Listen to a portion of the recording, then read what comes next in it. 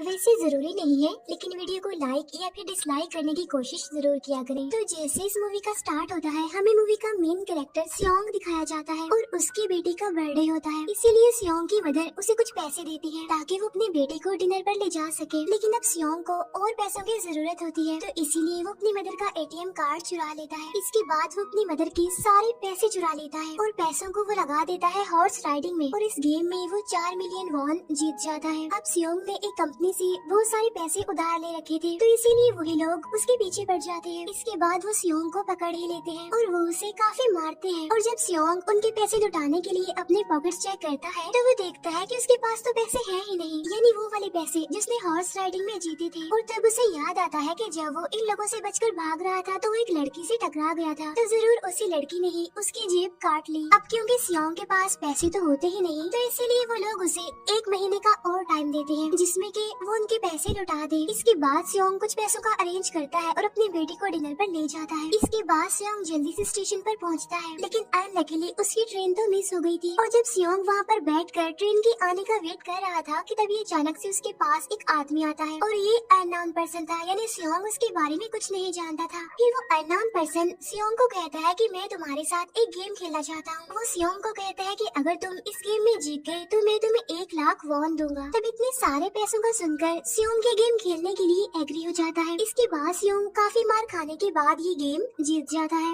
यानी वो 1 लाख वॉन हासिल कर लेता है। इसके बाद वो अननोन पर्सन सियोंग को एक कार्ड देता है, ये कहते हुए कि अगर तुम और पैसे जीतना चाहते हो तो इस कार्ड पर जो नंबर लिखा हुआ है उस पर कांटेक्ट करना। इसके बाद सियोंग जब अपने घर जाता है तो उसकी मदर उसे कहती है कि तुम्हारी बेटी अगले साल अपने स्टेप फादर के साथ US में शिफ्ट हो रही है। यहाँ पर हमें ये पता चलता है कि सियोंग की डिवोर्स हो गई है और उसकी वाइफ ने दूसरी शादी भी कर ली है। लेकिन सियोंग कभी भी ये नहीं चाहता था कि उसकी बेटी उससे दूर जाए, लेकिन उसे बहुत सारे पैसे चाहिए होते हैं अपनी बेटी की कस्टडी वापस लेने के लिए, तो इसीलिए सियोंग उस कार्ड वाले नंबर पर कॉल करता है। इसके बाद सियोंग को एक गाड़ी में लाया जाता है जहाँ पर और भी लोग थे, लेकिन फिर उन सारे लोगों को बेहोश कर दिया जाता है। और जब उन सब लोगों की आँख खुलती है तो वो खुद को एक फैसिलिटी में पाते हैं जहाँ टोटल 456 लोग थे, और वो वहाँ पर एज अ प्लेयर थे क्योंकि उन सबको एक यूनिफॉर्म भी पहनाया हुआ था। इस फैसिलिटी का होस्ट यानी लीडर एक आदमी था जो कि फ्रंट मैन था वहाँ पर, और वो सब पर नजर रख रहा था। अब यहाँ पर एक कॉमन चीज थी कि जितने भी लोगों को वहाँ पर लाया गया था उन सब ने कर्जे लिए हुए थे बहुत ज्यादा। सियोंग वहाँ पर प्लेयर नंबर 1 से मिलता है जो कि एक बूढ़ा आदमी था। उस बूढ़े आदमी को ब्रेन ट्यूमर था, यही वजह थी कि वो यहाँ पर आया था क्योंकि उसकी लाइफ तो वैसे भी खत्म ही होने वाली थी। इसके बाद वहाँ पर 2 प्लेयर्स जिनमें लड़की का नाम साइबियोक और लड़के का नाम जेंग होता है, उनके बीच फाइट होती है। अब यहाँ पर साइबियोक वही लड़की थी जो सियोंग के पैसे लेकर भाग गई थी, यानी उसी ने उसकी जेब काटी थी। सियोंग तो उसे देखते ही पहचान लेता है, इसीलिए वो अपने पैसे मांगने के लिए उसके पास जाता है। तभी वहाँ पर कुछ गार्ड्स आ जाते हैं जिन्होंने पिंक कलर का यूनिफॉर्म पहना था और उनके फेस अच्छी तरह से कवर्ड थे। गार्ड्स उन सभी प्लेयर्स को बताते हैं कि तुम्हें यहाँ पर टोटल 6 गेम्स खेलनी होंगी और जो इस गेम का विनर होगा उसे बहुत सारे पैसे मिलेंगे।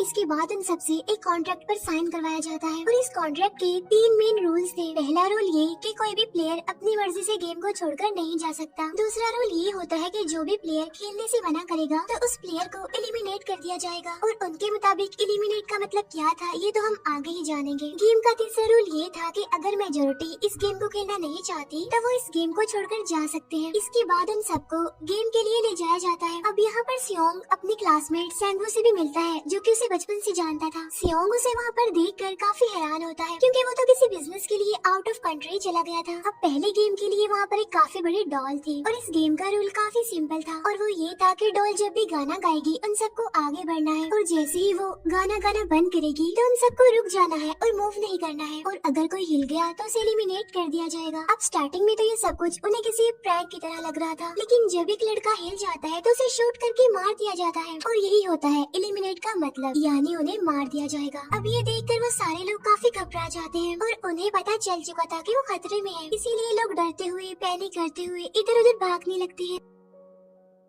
लेकिन अब क्योंकि गेम का रूल था इसीलिए जो भी हिलता है उसे मार दिया जाता है, और जितने भी सर्वाइवर होते हैं वो किसी न किसी तरह इस गेम को कंप्लीट कर ही लेते हैं। लेकिन जो लोग मर जाते हैं उनकी डेड बॉडीज को वहाँ से ले जाया जाता है, और अब 456 प्लेयर्स में से सिर्फ 255 ही रह गए थे। अब क्योंकि वो सारे प्लेयर्स इतना ज्यादा डर जाते हैं कि अब कोई भी गेम खेलना नहीं चाहता था। लेकिन जैसा कि रूल नंबर 3 था कि अगर मेजोरिटी चाहे तो वो ये गेम स्किप कर सकती है, तो इसीलिए उनका लीडर यानी फ्रंटमैन वोटिंग करवाता है। लेकिन इससे पहले उन्हें प्राइज मनी दिखाई जाती है, यानी जो विनर को मिलेगी। लेकिन इन इन केस अगर कोई गेम को छोड़कर चला जाएगा तो ये सारे पैसे मरे हुए प्लेयर्स की फैमिलीज को मिल जाएंगे और ये prize money total 45 billion won होती है। इसके बाद वोटिंग करवाई जाती है जिसमें मेजोरिटी इस गेम को खेलना नहीं चाहती थी, तो इसीलिए गेम को यहीं पर स्टॉप कर दिया जाता है। लेकिन अगर कभी फ्यूचर में वो लोग चाहें तो इस गेम को रीज्वाइन कर सकते हैं। इसके बाद सभी लोगों को उनके घरों पर छोड़ दिया जाता है। नेक्स्ट सियोंग पुलिस स्टेशन जाता है और वहाँ पर वो पुलिस को सारी बात बता देता है, लेकिन उन लोगों को सियोंग की बातों पर यकीन नहीं होता और उल्टा वो लोग उसे पागल समझने लग जाते हैं। इसके बाद सियोंग उन्हें वही वाला कार्ड दिखाता है, लेकिन हैरान कर देने वाली बात तो ये है कि उस पर जो नंबर था वो रॉन्ग था। इसके बाद सियोंग जब घर जाता है तो उसकी मदर वहाँ पर नहीं होती। उधर सियोंग का क्लासमेट सेंगू अपनी मदर को छुपकर देख रहा होता है और तभी वहाँ पर सियोंग भी आ जाता है। यहाँ पर सेंगू अपसेट होते हुए सियोंग को बताता है कि मेरे ऊपर 6 बिलियन का कर्ज है। वो बताता है कि मैंने क्लाइंट्स के पैसे लेकर स्टॉक मार्जिन में लगा दिए थे, लेकिन अनलकीली वो सारे पैसे डूब गए। और तभी सियोंग के पास हॉस्पिटल से कॉल आती है। सियोंग की मदर का पाँव काफी इंजर्ड था, लेकिन डायबिटीज का ट्रीटमेंट न होने की वजह से उनकी चोट और ज्यादा बढ़ गई। तब डॉक्टर सियोंग को बताते हैं कि तुम्हारी मदर का ट्रीटमेंट हो सकता है, लेकिन इसके लिए हमें इनका पाँव काटना होगा। लेकिन इस ऑपरेशन में बहुत सारे पैसे लगने वाले थे, लेकिन जाहिर सी बात है सियोंग के पास इतने पैसे तो होते नहीं। इवन उसने तो अपनी मदर के इंश्योरेंस के पैसे भी उड़ा दिए थे। तब इसीलिए सियोंग पैसे मांगने के लिए अपनी वाइफ के पास जाता है, लेकिन उसकी वाइफ उसे पैसे देने से इनकार कर देती है। फिर उसकी वाइफ अपने हस्बैंड को बताती है कि सियोंग आया था पैसे मांगने के लिए, और तभी उसका हस्बैंड सियोंग को पैसे देने आता है। साथ साथ उसे ये भी कहता है कि मेरी फैमिली से दूर रहो, लेकिन सियोंग उसे मारने लगता है और तभी उसकी बेटी भी वहाँ पर आ जाती है। इसके बाद सियोंग का एक फ्रेंड अपने बॉस के पास पैसे मांगने जाता है, लेकिन उसका बॉस उसे पैसे देने से मना कर देता है, तो इसीलिए उन दोनों के बीच फाइट होने लगती है। इस फाइट के दौरान उसके बॉस का हाथ मशीन में आ जाता है, तो मौके का फायदा उठाकर सियोंग का फ्रेंड पैसे लेकर वहाँ से भाग जाता है। फिर इसके बाद सियोंग का फ्रेंड अपने घर आकर अपनी वाइफ को कहता है कि पहले फ्लाइट लो और जाओ यहाँ से। इसके बाद सहीब्यूक एक एजेंट से मिलती है, क्योंकि उसने अपनी मदर को नॉर्थ एरिया से साउथ एरिया में लाना था। सहीब्यूक वही लड़की जिसने सियोंग की जेब काटी थी, लेकिन यहाँ अपनी मदर को लाने के लिए सहीब्यूक को बहुत सारे पैसों की जरूरत थी। अब सहीब्यूक का एक छोटा भाई भी होता है, जिससे उसने प्रॉमिस किया होता है कि मैं मदर को जरूर ले आऊंगी। इसके बाद हमें एक ऑफिसर दिखाया जाता है और इस ऑफिसर का भाई कुछ टाइम से मिसिंग था, इसीलिए वो ऑफिसर अपने भाई के घर जाता है, जहाँ उसे पता चलता है कि उसका भाई तो पिछले कुछ दिनों से अपने घर पर भी नहीं आया। और जब वो ऑफिसर घर को चेक कर रहा होता है तो उसे एक कार्ड मिलता है वहाँ पर, और इस ऑफिसर ने सेम ऐसा ही कार्ड पुलिस स्टेशन में सियोंग के पास भी देखा था, तो इसीलिए वो ऑफिसर सियोंग के पास जाकर उससे इस बारे में पूछता है, लेकिन सियोंग उसे कुछ नहीं बताता। इसके बाद सियोंग जब अपने घर जाता है तो उसे वो कार्ड दोबारा मिल जाता है वहाँ पर। अब सियोंग डिसाइड करता है कि वो दोबारा से उस गेम को ज्वाइन करेगा, इसीलिए सभी प्लेयर्स को एक शिप के पास ले जाया जाता है। इधर ही वो ऑफिसर भी गाड़ियों का पीछा करते हुए उस शिप तक आ जाता है। वो एक गार्ड को मारकर उसे पानी में फेंक देता है। इसके बाद उन सभी प्लेयर्स को एक आइलैंड पर मौजूद फैसिलिटी में लाया जाता है। अब यहाँ पर उन्हें जरा भी अंदाजा नहीं था कि अगला गेम कौन सा होगा और उसे कैसे खेला जाएगा। इसके बाद वो लोग अपनी अलग अलग टीम्स बना लेते हैं। रात को सहीब्यूक और उसके फीमेल फ्रेंड वॉशरूम जाते हैं। यहाँ पर सहीब्यूक गार्ड्स की नजरों से बचते हुए उस फैसिलिटी को एक्सप्लोर करने लगती है। तभी वो देखती है कि गार्ड्स बड़े बड़े बर्तनों में कुछ बना रहे हैं,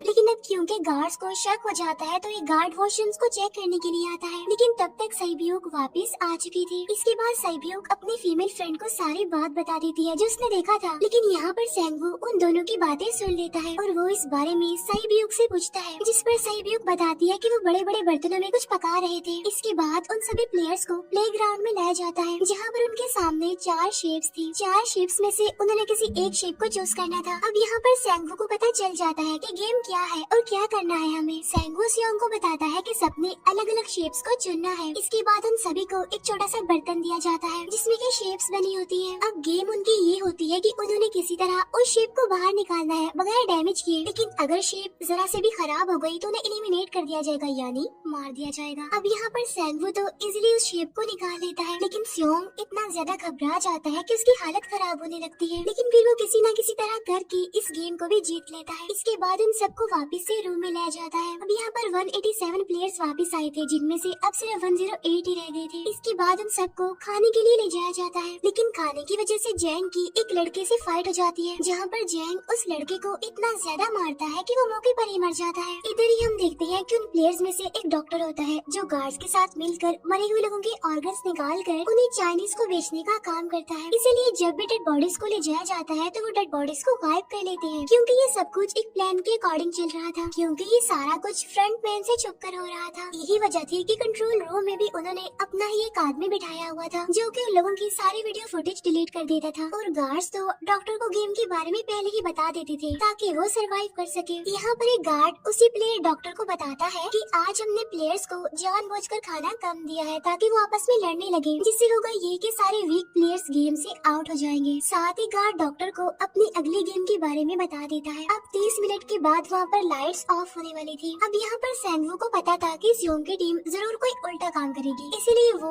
उस टीम को अपने पास बुलाकर उन्हें रिलैक्स रहने के लिए कहता है। उधर वो जो डॉक्टर प्लेयर होता है वो जैंग की टीम में शामिल हो जाता है। यहाँ पर डॉक्टर जैंग को बता देता है कि अगला गेम क्या होने वाला है। इसके बाद लाइट्स ऑफ हो जाती है और जैंग अपनी टीम के साथ मिलकर बाकी सभी को मारने लगता है। जैंग एक लड़की को मारकर सैब्यू को मारने जाता है, लेकिन तभी सियोंग उसे बचा लेता है। इसके बाद गार्ड्स वहाँ पर आकर उन सभी को रोक लेते हैं और अब टोटल 80 लोग रह गए थे। इसके बाद उन सभी को तीसरे गेम के लिए ले जाया जाता है और यहाँ पर उन्हें 10-10 प्लेयर्स की एक टीम बनाने के लिए कहा जाता है और वो लोग ऐसा ही करते हैं, अपनी अपनी टीम बना लेते हैं। अब क्योंकि जैंग को अगली गेम के बारे में पहले ही पता होता है, इसीलिए वो सैब्यू की फीमेल फ्रेंड को अपनी टीम में नहीं रखता और वो अपनी टीम में सिर्फ मर्दों को ही रखता है। इसके बाद सैंगवू भी अपनी एक टीम बना लेता है। अब क्योंकि उन्हें एक प्लेयर की जरूरत थी, तो इसीलिए सैब्यू की फीमेल फ्रेंड उनकी टीम में शामिल हो जाती है और ये गेम असल में टग ऑफ वॉर का होता है, यानी उन्होंने अपनी सामने वाली टीम को नीचे गिराना था। इसके बाद गेम स्टार्ट हो जाती है और जैंग की गेम बड़ी आसानी से इस गेम को जीत लेती है। इसके बाद बारी होती है सैंगवू की टीम की। तो प्लेयर नंबर 1 यानी वो बूढ़ा आदमी कहता है कि मैंने अपनी जिंदगी में बहुत सारी टग ऑफ वॉर्स खेल रखी है, इसीलिए उन सबको गाइड करता है कि इस गेम को कैसे जीतना है। तो इसीलिए वो लोग किसी न किसी तरह करके इस गेम को जीत जाते हैं। फिर दिखाया जाता है कि 30 मिनट के बाद दोबारा से लाइट्स ऑफ हो जाएंगी, जिस पर सैंगवू उन सबको कहता है कि रेडी रहना। तो इसीलिए वो डिसाइड करते हैं कि एक एक करके हम पहरा देंगे। अब जैंग की टीम में एक से बढ़कर एक चालाक प्लेयर था, तो इसीलिए जैंग को डर होता है कि कहीं उसकी टीम उसे ही साइड पर न लगा दे, यानी उसे ही अपने रास्ते से न हटा दे। दूसरी तरफ डॉक्टर और गार्ड्स मिलकर डेड बॉडी की ऑर्गन्स निकाल रहे होते हैं और इन ऑर्गन्स को डिलीवर करने जाना था गार्ड नंबर 28 एंड 29। तब वो सभी एक डेड बॉडी के बारे में बातें करने लगती हैं, जिसकी सिर्फ एक किडनी थी और वो उसे ज़ॉम्बी कह रहे थे। अब यहाँ पर जो गार्ड नंबर 29 था, यानी जिसने वो ऑर्गन्स डिलीवर करने जाने थे, वो कोई और नहीं बल्कि वो ऑफिसर था जो गार्ड के बेस में वहाँ पर आया था। और ये सब बातें सुनकर उसे शक होता है कि शायद ये लोग मेरे भाई की बात कर रहे हैं, क्योंकि उसकी भी एक ही किडनी थी। इसके बाद नंबर 28 और 29 यानी वो ऑफिसर ऑर्गन्स को डिलीवर करने के लिए चले जाते हैं। रास्ते में वो ऑफिसर नोटिस करता है कि टनल में तो बॉम्ब लगा हुआ है। तब नंबर 28 उसे बताता है कि जब हम यहाँ से बाहर निकलेंगे तो इस जगह को ब्लास्ट कर दिया जाएगा। अब यहाँ पर वो ऑफिसर नंबर 28 से और इन्फॉर्मेशन लेने की कोशिश करता है, इसीलिए नंबर 28 को उस पर डाउट होने लगता है, इसीलिए वो उस ऑफिसर को अपना फेस दिखाने के लिए कहता है। अब यहाँ पर वो ऑफिसर अपना फेस भी दिखा देता है, साथ साथ वो नंबर 28 पर गन पॉइंट भी कर देता है। साथ साथ वो ऑफिसर उससे एक किडनी वाली आदमी के बारे में पूछता है कि वो कौन है जिसे तुम ज़ॉम्बी कहती थी, जिस पर वो नंबर 28 उससे कहता है कि वो तो एक लड़की थी। अब यहाँ पर नंबर 28 उस ऑफिसर को कहता है कि तुम लीडर के रूम में जाकर सारी इन्फॉर्मेशन देख सकती हो, वहाँ पर सबका डाटा है। ये जानने के बाद वो ऑफिसर नंबर 28 को मार डालता है। उधर वो डॉक्टर गार्ड से अगली गेम के बारे में पूछता है, लेकिन इस बार गार्ड्स को भी अगली गेम के बारे में पता नहीं होता। तब इसीलिए डॉक्टर को गुस्सा आ जाता है और वो एक गार्ड को पकड़ लेता है और उनकी फाइट होने लगती है। इसी फाइट में डॉक्टर उस गार्ड को मार कर वहाँ से भाग जाता है। इसके बाद एक गार्ड भी उसका पीछा करता है और वो दोनों प्लेग्राउंड में आ जाते हैं। यहाँ पर गार्ड डॉक्टर को अपनी बातों में फंसा कर उसे मारने वाला होता है, लेकिन तभी लीडर इन्हें फ्रंटमैन आकर उसे मार डालता है और बाद में वो उस डॉक्टर को भी मार डालते हैं। साथ साथ इन्हें वहीं पर नंबर 28 की डेड बॉडी भी मिल जाती है, जिससे इन्हें ये पता चल जाता है कि फैसिलिटी में कोई घुस गया है। उधर वो ऑफिसर लीडर इन्हें फ्रंटमैन के रूम तक पहुँच जाता है। तब वो चेक करते करते एक ऐसे रूम में जाता है जहाँ पर सबके रिकॉर्ड्स थे, और जब वो ऑफिसर रिकॉर्ड चेक कर रहा होता है तो उसे सभी विनर्स की एक लिस्ट मिलती है, जिसमें उसके भाई का भी नाम था, यानी वो भी कभी विनर था। उधर सभी प्लेयर्स को 4th गेम के लिए ले जाया जाता है, जहाँ पर उन सबको अपना अपना पार्टनर चुनने के लिए कहा जाता है, और वो प्लेयर्स करते भी ऐसा ही है, अपना अपना पार्टनर चुन लेते हैं। सैब्यू की फीमेल फ्रेंड भी अपना पार्टनर ढूंढने की कोशिश करती है, लेकिन कोई भी उसका पार्टनर बनने को तैयार ही नहीं था। इसके बाद सभी प्लेयर्स को 10-10 मार्बल्स दिए जाते हैं। असल में ये गेम ऐसी होती है कि एक प्लेयर को अपने पार्टनर से सारे मार्बल्स लेने होते हैं, बगैर बगैर कोई जोर जबरदस्ती किए, और जो दूसरा पर्सन होगा यानी जिसके पास मार्बल्स नहीं होंगे उसे मार दिया जाएगा। फिर सैंगवू और सियोंग का फ्रेंड ऑड और इवन का गेम खेलते हैं, जिसमें कि उन्होंने गेस करना था कि सामने वाले के हाथ में कितने मार्बल्स हैं। अब यहाँ पर सियोंग का फ्रेंड सैंगवू के सारे मार्बल्स जीत जाता है, जिसकी वजह से लास्ट में सैंगवू के पास सिर्फ एक ही मार्बल बचता है। अब क्योंकि सैंगवू को पता चल चुका था कि अब वो बच नहीं पाएगा, इसीलिए वो सियोंग के फ्रेंड को अपनी बातों में फंसा कर उसे ये यकीन दिलाता है कि अगर हम में से कोई भी हार गया तो हारे हुए लोगों का मैच दोबारा करवाया जाएगा। अब यहाँ पर सैंगवू धोखे से सियोंग के फ्रेंड के सारे मार्बल्स चेंज कर देता है। इसके बाद सैंगवू मार्बल्स लेकर गार्ड को दे देता है और वहाँ से बाहर चला जाता है। और जब सियोंग का फ्रेंड मार्बल्स चेक करता है तो वहाँ पर पत्थर होते हैं। उधर प्लेयर नंबर 1 यानी उस बूढ़े आदमी की हालत खराब हो रही थी, इसीलिए वो तो इधर उधर घूम रहा था, लेकिन सियोंग किसी तरह उसे खेलने के लिए एग्री कर लेता है। अब यहाँ पर वो दोनों यानी वो बूढ़ा आदमी और सियोंग भी इवन आउट खेलते हैं। अब इनमें से वो बूढ़ा आदमी सियोंग के सारे मार्बल्स जीत जाता है, लेकिन लास्ट राउंड में वो बूढ़ा आदमी भूल जाता है कि उसने क्या चूज किया था। तो यहाँ पर सियोंग उसे बातों में फंसा कर उसके सारे मार्बल्स ले लेता है, लेकिन यकीन मानिए कि वो बूढ़ा आदमी काफी चालाक था। उसने एक मार्बल अपने पास ही रखा हुआ था और वो दोबारा से इधर उधर घूमने लगता है। अब यहाँ पर सियोंग उसे रिक्वेस्ट करता है कि प्लीज मेरे साथ एक और गेम खेलो ना। तब यहाँ पर वो बूढ़ा आदमी कहता है कि मुझे पता है कि तुमने सारे मार्बल्स धोखे से लिए हैं मुझसे। वो कहता है कि मुझे सब पता था, बस मैं पागल बनने की एक्टिंग कर रहा था। तभी सुनकर सियोंग को उस पर तरस आ जाता है और वो उसे ही सारे मार्बल्स दे देता है। उसके बाद सैब्यूक और उसकी फीमेल फ्रेंड भी गेम खेल रही होती है। उनकी गेम ये होती है कि जो मार्बल्स को दीवार के ज्यादा करीब फेंकेगा वही जीतेगा। पहले सैब्यूक अपने मार्बल्स फेंकती है, लेकिन जब सैब्यूक की फ्रेंड की बारी आती है तो वो अपने सारे मार्बल्स फेंक देती है। लेकिन जब सैब्यूक ये देख लेती है तो वो अपने फ्रेंड को दोबारा फेंकने के लिए कहती है, जिस पर उसकी फ्रेंड कहती है कि नहीं सैब्यूक, मैं बिल्कुल अकेली हूँ, मेरे पीछे तो कोई भी नहीं है, लेकिन अगर तुम्हें कुछ हो गया तो ये अच्छी बात नहीं है, तुम्हारे पीछे तुम्हारा छोटा भाई है, तुम्हारा वेट कर रहा है। और इसी वजह से सैब्यूक की फ्रेंड को मार दिया जाता है। इसके बाद उन सबकी डेड बॉडीज को वहाँ से ले जाया जाता है। इसके बाद वो सब वापस से रूम में आ जाते हैं। यहाँ पर जैंग देखता है कि सैब्यूक की वो वाली फ्रेंड तो अभी तक जिंदा है, जो कि बड़ी आराम से बैठी हुई थी। अब यहाँ पर हमें पता चलता है कि सैब्यूक की ये वाली फ्रेंड जैंग की भी फ्रेंड थी, लेकिन अब क्योंकि उन दोनों के बीच इसी बात को लेकर क्लैश चल रहा था तो इसीलिए जैंग की वो फ्रेंड उसे बुली करने लगती है। इसके बाद फ्रंटमैन को एक डेड बॉडी के पास उस ऑफिसर का आईडी कार्ड मिल जाता है। तभी फ्रंटमैन को पता चलता है कि उसके सारे वीआईपीज आ चुके हैं, तो इसीलिए फ्रंटमैन उन्हें लेने के लिए चला जाता है। फिर सारे वीआईपीज को उनके रूम में लाया जाता है। इसके बाद फ्रंटमैन वीआईपीज के आने के बारे में एक और आदमी को जाकर बताता है और यही आदमी मेन होता है। और ये कौन होता है हम ये आगे जानेंगे। फिर नेक्स्ट डे उन सबको 5वीं गेम के लिए लाया जाता है, जहाँ पर 1 से लेकर 16 तक नंबर पड़े होते हैं और वो सभी प्लेयर्स अपना अपना नंबर ले लेते हैं। नंबर का मतलब ये था कि जो नंबर भी एक प्लेयर पर आएगा उसके मुताबिक ही उसकी बारी आएगी। अब यहाँ पर लास्ट में पहला और आखिरी नंबर रह जाता है, यानी 1 और 16। तो यहाँ पर सियोंग कंफ्यूज हो जाता है कि उसे कौन सा नंबर चूज करना चाहिए। अगर उसने पहला नंबर लिया तो वो फंसेगा और मरेगा, क्योंकि उसे नहीं पता कि गेम क्या है। और अगर लास्ट नंबर लेगा तो क्या पता उसकी बारी ही ना आए, टाइम कम रह जाए। और तभी वहाँ पर एक आदमी आ जाता है और वो सियोंग को कहता है कि मुझे पहला नंबर चाहिए, क्योंकि मैं अपनी जिंदगी में कभी भी फर्स्ट नंबर पर नहीं आया। फिर इसके बाद उन्हें गेमिंग रूम में लाया जाता है। अब इस गेम का रूल ये होता है कि दिए हुए टाइम में उन्हें ब्रिज की दूसरी साइड पर जाना है। अब इसके बीच में 2 तरह के ग्लास लगे होते हैं, एक तो होता है आम ग्लास और एक होता है टेम्पर्ड ग्लास। आम ग्लास पर पाँव रखते ही वो टूट जाएगा और वो लोग नीचे गिर जाएंगे। इसके बाद गेम स्टार्ट हो जाता है और वो लोग एक एक करके मरने लगते हैं। फिर एक टाइम ऐसा आता है जब जैंग सबके सामने होता है और वो आगे ही नहीं बढ़ रहा होता। अब उनके पास एक ही रास्ता था, या तो वो आगे जाए या सारे ही मर जाएं। और तभी जैंग के सामने उसकी वही फ्रेंड आ जाती है जो उसे बुली कर रही थी और वो जैंग को कहती है कि मैंने तुम्हें कहा था कि जिस दिन तुमने मुझे धोखा दिया मैं तुम्हें मार दूंगी। इसके बाद वो जैंग को पकड़ लेती है और उसे लेकर नीचे कूद जाती है, जिसकी वजह से उन दोनों की मौत हो जाती है। अब वहाँ पर एक आदमी था जो कि ग्लास कंपनी में काम करता था और उसे पता था कि टेम्पर्ड ग्लास कौन सा है, लेकिन जब फ्रंटमैन को इस बात का पता चल जाता है तो वो लाइट्स ऑफ करवा देता है ताकि वो ग्लास को पहचान ही ना पाए। अब लास्ट में एक ही स्टेप बचता है और उनके पास तो टाइम ही नहीं था, इसीलिए सैंगवू उस आदमी को धक्का दे देता है। तो यहाँ पर सैंगवू, सियोंग और सैब्यूक ब्रिज को पार कर लेते हैं, लेकिन ग्लास टूटने की वजह से उन्हें काफी चोट लग जाती है, खास तौर पर सैब्यूक को।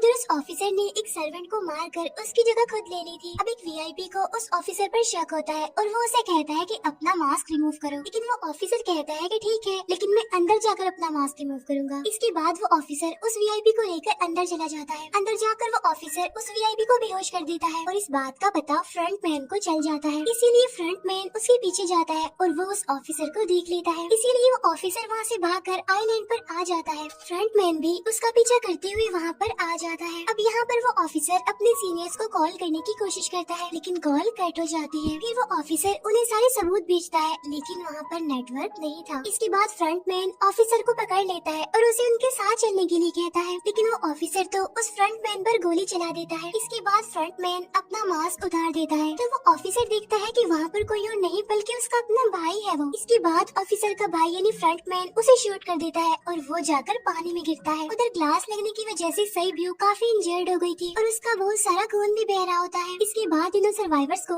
डिनर के लिए ले जाया जाता है और उनके पास एक एक नाइफ भी रख दिया जाता है, मतलब रात में उन तीनों में से कोई भी एक दूसरे को मार देगा। तभी सियोंग नोटिस करता है कि सई ब्यू की हालत काफी खराब है, इसीलिए वो सई ब्यू को कहता है कि फिक्र मत करो, हम दोनों साथ हैं और इस गेम में हम दोनों मिलकर सेंगवू को हरा देंगे। इसके बाद हम दोनों यहाँ से बाहर निकल जाएंगे और पैसों को आधा आधा डिवाइड कर लेंगे। सई ब्यू उसे बताती है कि मेरा एक छोटा भाई है जिसे मैं ऑर्फनेज में छोड़कर आई हूँ और अगर हम दोनों में से कोई भी जिंदा बचकर बाहर जाएगा तो उसे उन दोनों की फैमिलीज का ख्याल रखना होगा। अब सई ब्यू की हालत काफी खराब थी, उसे डॉक्टर की जरूरत थी, इसीलिए सियोंग कोई मदद लाने के लिए जाता है, लेकिन जब तक वो वापस आता है तब तक सेंगवू सई ब्यू को मार चुका था। फिर नेक्स्ट डे उन दोनों को गेम नंबर 6 यानी लास्ट गेम के लिए ले जाया जाता है। गेम का रूल बड़ा ही सिंपल था कि मार दो या मर जाओ और इस गेम का नाम होता है स्क्विड गेम। इसके बाद गेम स्टार्ट हो जाती है और उन दोनों के बीच काफी फाइट होती है, लेकिन लास्ट में सेंगवू की हालत खराब होने लगती है। तभी सियोंग कहता है कि मैं इस गेम को रोकना चाहता हूँ और तभी सियोंग सेंगवू को उसके साथ चलने के लिए कहता है, लेकिन सेंगवू तो अपने आप को ही मार डालता है, जिसकी वजह से सियोंग गेम जीत जाता है। फिर फ्रंट मैन सियोंग को कहता है कि तुम बहुत अच्छा खेले, लेकिन मुझे इसकी उम्मीद नहीं थी। इसके बाद सियोंग को उसके घर पर छोड़ दिया जाता है और उसके पास एक एटीएम कार्ड भी था और जब सियोंग उस एटीएम कार्ड को जाकर चेक करता है तो वो दिखता है कि सारे पैसे उसके अकाउंट में भेज दिए जाते हैं। इसके बाद सियोंग अपने घर जाता है, लेकिन तब तक उसकी मदर की डेथ हो जाती है। इसके बाद हमें 1 साल बाद का सीन दिखाया जाता है जहाँ पर हम देखते हैं कि सियोंग की हालत काफी खराब हो गई है, यानी वो काफी नशा करने लग गया है और उसने अब तक उन पैसों को हाथ तक नहीं लगाया। एक दिन एक फूल बेचने वाली औरत सियोंग के पास आती है और वो उसे सेम वैसा ही कार्ड देती है जिसमें एक एड्रेस लिखा हुआ था और फिर सियोंग उस एड्रेस पर जाता है जहाँ पर उसे पता चलता है कि ये सारा किया धरा किसी और का नहीं बल्कि उस बूढ़े का है, प्लेयर नंबर 1 का, और वो अभी भी जिंदा है। यहाँ पर वो बूढ़ा आदमी सियोंग को बताता है कि मैं अपनी लाइफ से बोर हो चुका था और ये सारे गेम मैंने अपने क्लाइंट्स के साथ मिलकर बनाई ताकि मैं लोगों को मरता हुआ देखकर एंजॉय कर सकूं, लेकिन हाँ, हमने किसी को मजबूर नहीं किया था ऐसा करने के लिए और मैंने गेम में इसीलिए पार्टिसिपेट किया क्योंकि गेम देखने से ज्यादा उसे खेलने में मजा आता है। वो कहता है जो पैसे तुम्हारे पास हैं वो मेरे ही हैं और ये कहते ही उस बूढ़े आदमी की मौत हो जाती है। इसके बाद सियोंग सई ब्यू के छोटे भाई के पास जाता है और उसे लेकर वो जाता है सेंगवू की मदर के पास और वो सेंगवू की मदर को कहता है कि इस बच्चे का ख्याल रखना, साथ साथ वो उसे एक बैग भी देता है जिसमें बहुत सारे पैसे होते हैं। इसके बाद सियोंग स्टेशन पर जाता है जहाँ पर उसे वही अननोन पर्सन मिलता है जो कि उसे मूवी के स्टार्ट में भी मिला था। यहाँ पर सियोंग उसका पीछा भी करता है, लेकिन तब तक वो भाग चुका था। फिर सियोंग उस कार्ड वाले नंबर पर कॉल करता है और वो पूछता है कि तुम लोग कौन हो और लोगों के साथ ऐसा क्यों कर रहे हो, क्यों खेल रहे हो लोगों की जिंदगी से। लेकिन आगे से उसे रिस्पॉन्स आता है कि सियोंग अगर तुमने जिंदा बचना है तो प्लेन में चढ़ जाओ और इसी के साथ ही मूवी यहीं पर एंड हो जाती है। Thank you for watching.